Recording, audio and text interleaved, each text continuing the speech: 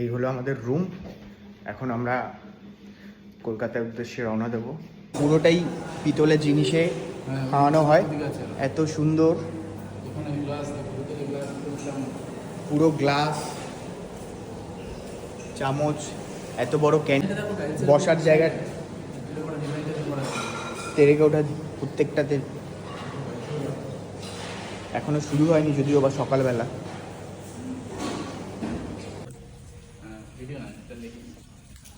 না একবার দাও দিই, ফটো তুলছে আর একটু এই পোস্ট। যারা আসবে তারা তো এখানে বসেই খাবে। তুমি ফ্যামিলি বলছো কেন শুধু?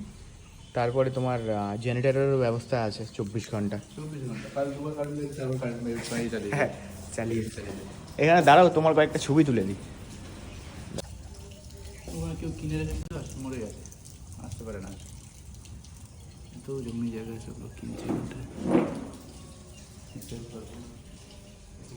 বসার জায়গা, রিসর্টটা অনেকটাই সুন্দর, বড় স্পেস রয়েছে, তাই না? ফ্যামিলি নিয়ে বসার জায়গা রাতের বেলা এখানটার ভিতরে। আর বলো না, কথা হয়েছিল তবু কথা হলো না। আমরা বোলপুর থেকে এখন ব্যাক করছি বাড়ির উদ্দেশ্যে। বৃষ্টি তো অঝরে পড়ছিল সকাল থেকে, এখন একটু কমেছে। পরিবেশটা সত্যিকারে খুব সুন্দর।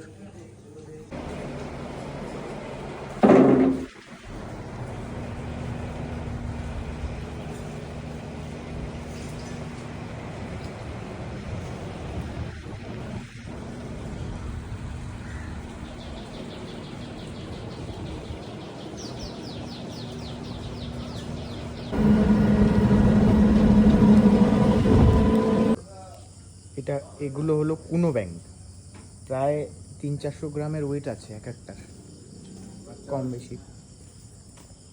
সোনার ঝুড়িতে আমরা এসছি ঘোরার জন্য।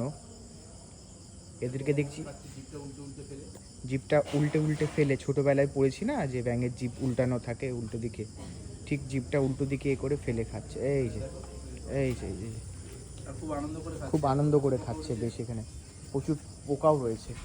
আরেকটা এখানে এই যে আরেকটা বড়, এগুলো হলো কুনো ব্যাঙ, প্রায় 300-400 গ্রামের ওয়েট আছে এক একটার, কম বেশি। সোনার ঝুড়িতে আমরা এসছি ঘোরার জন্য। এদেরকে দেখছি জিপটা উল্টে উল্টে ফেলে, ছোটবেলায় পড়েছি না যে ব্যাঙের জিপ উল্টানো থাকে উল্টো দিকে, ঠিক জিপটা উল্টো দিকে এ করে ফেলে খাচ্ছে। এই যে এই যে খুব আনন্দ করে খাচ্ছে বেশ। এখানে প্রচুর পোকাও রয়েছে। আরেকটা এখানে এই যে আরেকটা বড়।